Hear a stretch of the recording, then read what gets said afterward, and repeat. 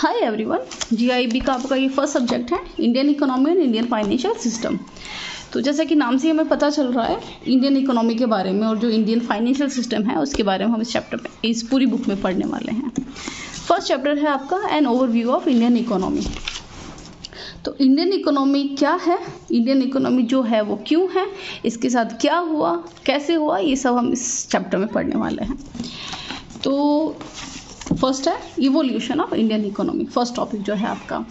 तो बात करते हैं हम 1000 एडी की। जो एंगस मेडिसिन डेटाबेस है उसके अकॉर्डिंग 1000 एडी में जो इंडिया और चाइना का दोनों का जो कंट्रीब्यूशन था पूरी वर्ल्ड जीडीपी में वो था 50.5%। जीडीपी क्या होता है? Gross domestic product. मतलब कि एक देश में जितने भी सब कुछ जितना भी सामान बन रहा है, जो कुछ भी प्रोडक्शन हो रहा है, उसकी टोटल वैल्यू क्या है? वो होती है जीडीपी। ठीक है, जो कुछ भी चल रहा है, जो कुछ भी चीज़ें बन रही है एक साल के अंदर अंदर, उसकी जो वैल्यू होती है उसको हम जीडीपी बोलते हैं। तो 1000 में जो जीडीपी का टोटल मतलब पूरी दुनिया में जो प्रोडक्शन हो रहा है उसमें इंडिया और चाइना का कंट्रीब्यूशन था 50.5%। ग्रॉस डोमेस्टिक प्रोडक्ट को एक तरह से आप इनकम भी बोल सकते हो कि जो इनकम है वो क्या है। अब बात करते हैं 1600 एडी की। 1600 एडी में ये जो कंट्रीब्यूशन था ये 52% हो गया। इसमें चाइना का कंट्रीब्यूशन ज़्यादा था 29% एंड 23% इंडिया का था। एक सेंचुरी बाद मतलब 1700 एडी में जो चाइना का कंट्रीब्यूशन था वो घट गया था और इंडिया का जो था 24.4% हो गया, मतलब बढ़ गया था। फिर बात करते हैं एक सेंचुरी बाद की, बात करते हैं 1700 सेंचुरी में हो गया था। फिर ब्रिटिश कॉलोनियलिज्म आ गया। 1700 में आप सब जानते हैं ब्रिटिशर्स जो थे इंडिया में आ चुके थे। 1820 की बात करें तो इंडिया का जो कंट्रीब्यूशन था 16.1% हो गया। आईएमएफ की बात करें तो आईएमएफ कहता है कि 2021 में जो इंडिया की जो जीडीपी है, पूरी वर्ल्ड जीडीपी है, उसका जो कंट्रीब्यूशन है वो 7.3% है। मतलब कि पूरा जो दुनिया है 100 रुपये कमा रही है तो उसमें जो इंडिया है वो 7.3% कमा रही है। सिंपल से इन सिंपल टर्म्स ये कहेंगे। जीडीपी परचेजिंग पावर पैरिटी की बात करें तो इंडिया की जो रैंक है वो 3rd है। परचेजिंग पावर पैरिटी क्या होता है कि हमारी जो इंडियन करेंसी है, इस करेंसी में अगर हम कोई सामान खरीदने जाए तो हमें कितने में पड़ेगा, मतलब कि अपनी जो पैसों की जो पावर है, पैसों की खरीदने की जो पावर है वो कैसी। सिंपल सी बात है, अपनी करेंसी की जो वैल्यू है दूसरी करेंसी के मुकाबले कितनी है। जैसे कि अगर कोई सामान इंडिया में 20 रुपये का मिल रहा है और वो यूएसए में $1 में मिल रहा है, कितने में? $1 में। तो ये अपनी इंडिया की पावर, मतलब ये हो गई अपनी करेंसी की पावर। तो 20 रुपये की पावर है अपने, $1 के मुकाबले अपने जो करेंसी की वैल्यू है वो 20 रुपये की है। ये होती है परचेजिंग पावर पैरिटी। ये इसलिए देखा जाता है कि अपने जो करेंसी की जो पावर है या अपनी करेंसी की जो कैपेसिटी है दूसरी करेंसी के मुकाबले नापने के लिए एक टर्म है। खैर इतना डीप नहीं जाने की ज़रूरत है आपके मेरे हिसाब से, और आगे अगर आ गए तो मैं आपको पूरे डिटेल में बता दूंगी। पीपीपी में जो इंडिया की रैंक है वो 3rd है, यूएस और चाइना के बाद में। इंडिया जो है फास्टेस्ट ग्रोइंग इकोनॉमी है और होगी भी कि देखो सिंपल सी बात है, आज अपनी जो इनकम है 100 रुपये है, अगले साल 101 रुपये हो जाती है या 110 रुपये हो जाती है। तो सिंपल सी बात है 10% का इंक्रीज हो चुका है। और वहीं पे अगर आप 1 लाख रुपये कमाते हो उसमें 10 रुपये का इंक्रीमेंट होता है या 100 रुपये का भी इंक्रीमेंट होता है तो वो 1000%, मतलब 1% समथिंग या पॉइंट्स में आ जाता है। तो ऑब्वियस है कि इंडिया जो है फास्टेस्ट ग्रोइंग इकोनॉमी होगी क्योंकि अभी बहुत बुरी कंडीशन में है। इंडिया की इकोनॉमिक परफॉर्मेंस जो थी ब्रिटिश राज में बहुत बेकार थी, ये हम सभी जानते हैं। जो कॉलोनियल स्टेट्स की जो पॉलिसीज थी, मतलब जो ब्रिटिशर्स की जो पॉलिसीज थी वो इंडिया की इकोनॉमी है उसके फेवर में नहीं थी। सिंपल सी बात है, एक्सप्लॉइट करने, शोषण जो है अपने देश की इकोनॉमी का शोषण हुआ है बेसिकली ब्रिटिश रूल के दौरान। बार बार फैमाइन्स आना, बार बार जो डिजीज़ है, बीमारियां हैं वो फैलना, उसकी वजह से जो हमारी इकोनॉमी थी उसको बहुत ही झटका लगा था।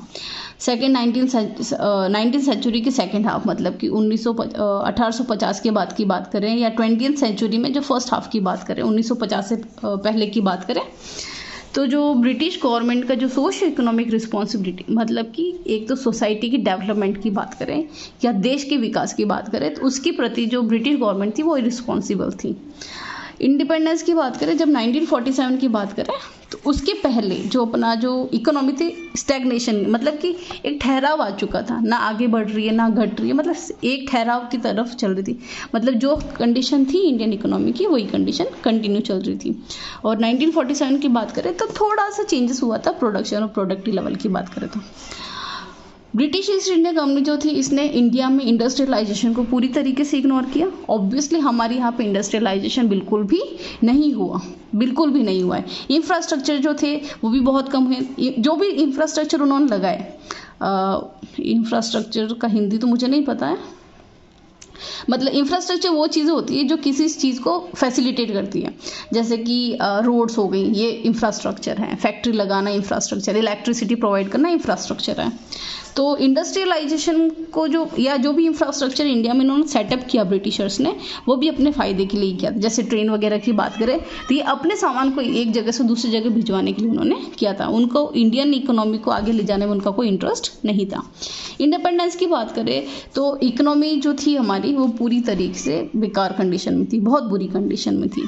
मतलब जो अपने देश का जो सर्वाइवल था वो भी सर्वाइवल पे क्वेश्चन मार्क लगा हुआ था कि अपने देश की इकोनॉमी का कुछ हो भी सकेगा या नहीं, ये कंडीशन थी। अब बात करते हैं इंडियन इकोनॉमी की बेसिक कैरेक्टरिस्टिक्स जो हैं।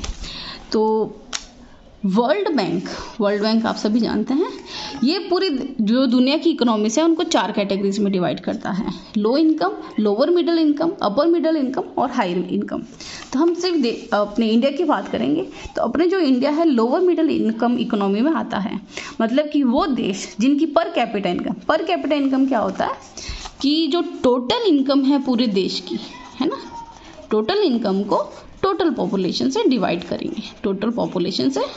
करेंगे। मतलब कि अपने देश की जो इनकम है 100 रुपये है और यहाँ पे कितने लोग रहते हैं, 10 लोग रहते हैं। तो पर कैपिटा मतलब पर पर्सन इनकम कितनी आ रही है, 10 रुपये की इनकम आ रही है। ये होती है पर कैपिटा इनकम। तो डॉलर्स में पर कैपिटा इनकम को नापा जा रहा है कि जिस देश की जो पर कैपिटा इनकम है 996 से लेके 3095 जो डॉलर है इसके बीच में आती है, तो वो जो देश होगा वो होगा लोअर मिडिल इनकम इकोनॉमी। तो 2019 की बात करें तो अपनी पर कैपिटा इनकम थी 1891, इसलिए हमारा देश इस कैटेगरी में आता है। परचेजिंग पावर पैरिटी में 3rd लार्जेस्ट है ये, वो हमने ऊपर देख ही लिया था। लेकिन अगर पर कैपिटा इनकम की बात करें तो इंडिया बहुत ही कम रैंक में आता है। देखो सिंपल सी बात, आएगा ही।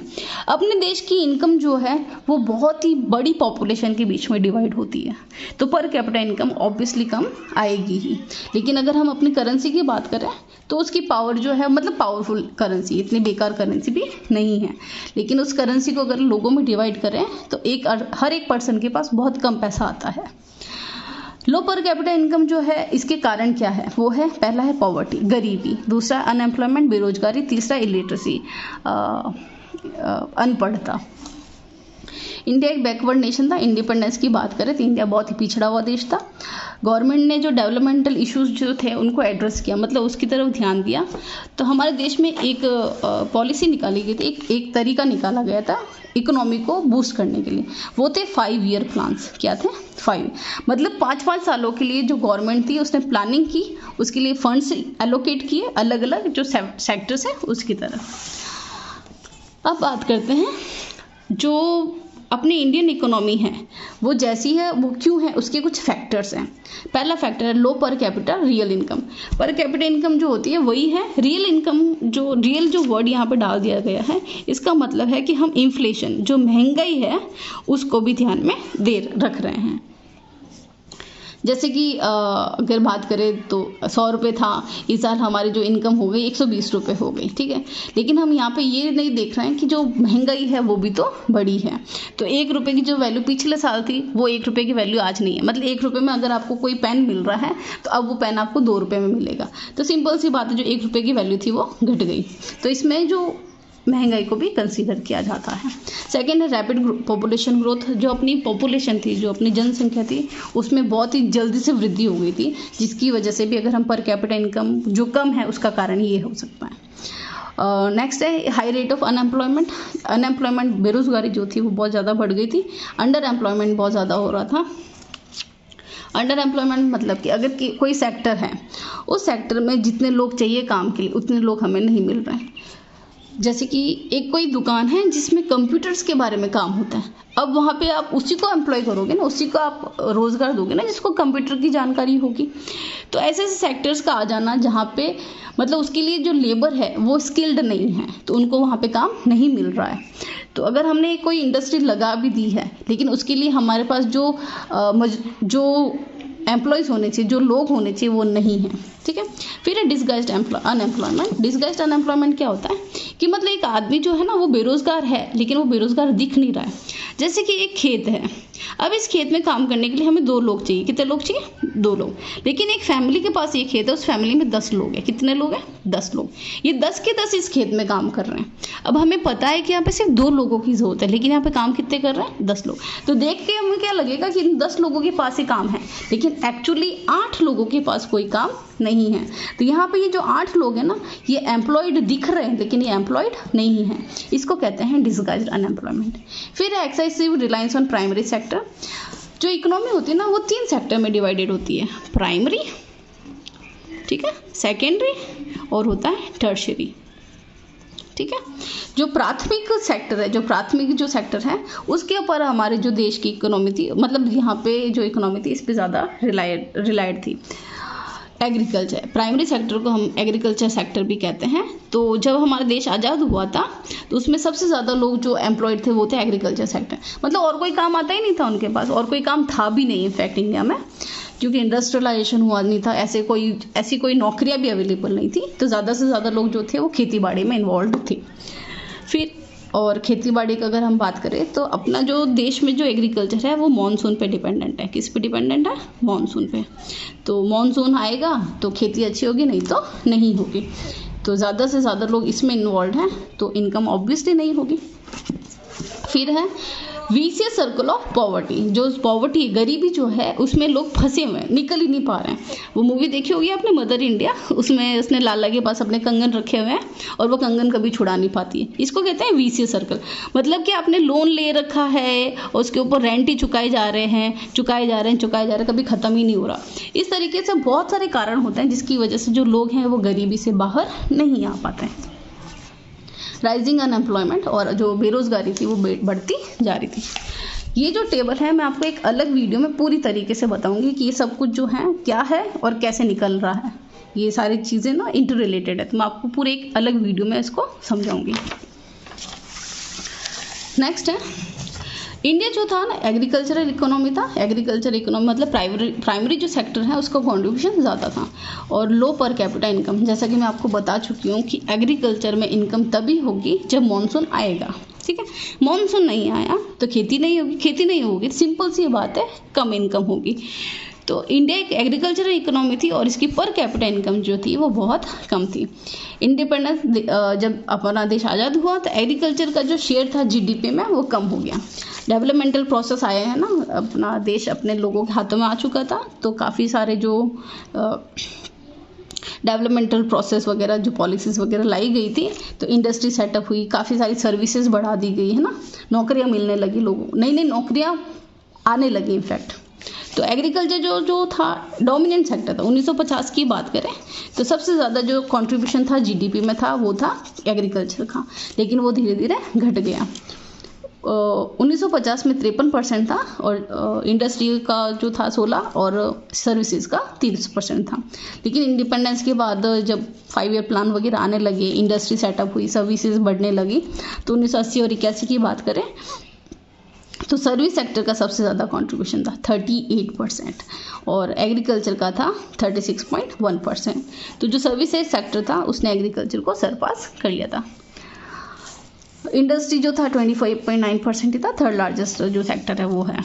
तो सिंपल सा दिख रहा है आपके कि जो सर्विसेज सेक्टर था उसका जो कंट्रीब्यूशन था इंडियन इकोनॉमी में जीडीपी में 1980 की बात करें तो सबसे ज़्यादा था। मतलब फेवरेबल जो शिफ्ट आया सर्विसेज सेक्टर में।